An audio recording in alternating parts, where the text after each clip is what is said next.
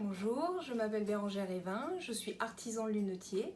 J'ai obtenu le titre de meilleur ouvrier de France en 2018 et j'ai ouvert mon atelier de monture sur mesure en région parisienne. Alors pour bien comprendre les choses, il faut revenir à la définition étymologique des mots. L'opticien, c'est celui qui fabrique les optiques. Le lunetier, c'est celui qui fabrique les montures. L'opticien lunetier, c'est celui qui va assembler les optiques et les montures. Donc ça, c'est ce qui est fait dans les magasins d'optique. Et l'artisan lunetier, c'est celui qui va fabriquer à la main, de façon artisanale, les montures. Alors, j'ai eu mon magasin pendant presque 15 ans. Donc j'ai été opticienne lunetière dans un magasin indépendant et traditionnel. Il faut savoir que le métier d'opticien lunetier, c'est un des rares métiers qui regroupe autant de métiers différents. On a d'abord un métier technique et manuel, car peu de gens le savent, mais on monte les verres dans l'arrière-boutique des magasins. La plupart des opticiens montent eux-mêmes leurs verres et les taillent sur place. On a aussi tout ce qui est réparation de lunettes. Et historiquement, donc ça on le fait plus, mais historiquement, on fabriquait les montures des lunettes dans les magasins d'optique. On a aussi un côté paramédical qui est très important dans notre métier, puisque tout ce qui est optométrie, basse vision et les lentilles font partie également de notre métier. Ensuite, on a un métier qui est aussi attrait à la mode, puisqu'on a ce côté de conseil en esthétique en fonction du client, de ses goûts et également des tendances actuelles que l'on peut voir dans la mode. Et puis, le dernier point, c'est le côté commercial du métier, qui est le plus souvent celui qui est retenu par le grand public. Donc ces dernières années, avec ce monde de surconsommation, le métier est devenu de moins en moins technique et de plus en plus commercial. Et j'ai voulu essayer de montrer à ma clientèle que le côté technique de notre métier était aussi important.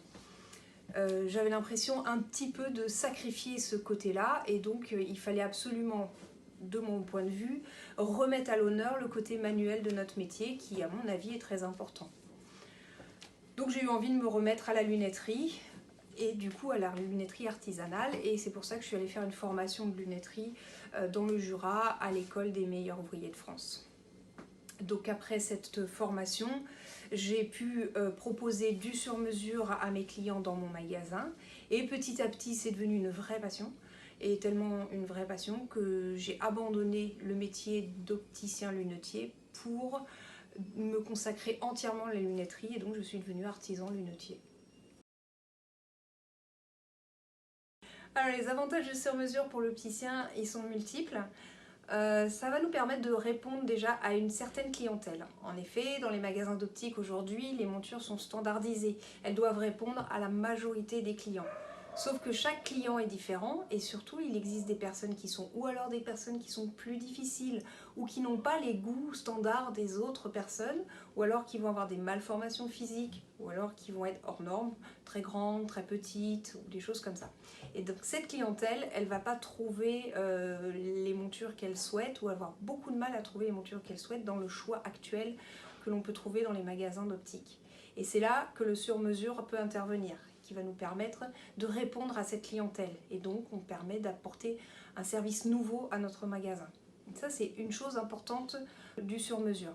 Une deuxième chose dans le sur-mesure, c'est d'apporter une dimension plus émotionnelle à l'objet en lui-même. En effet, on va être un peu comme des architectes.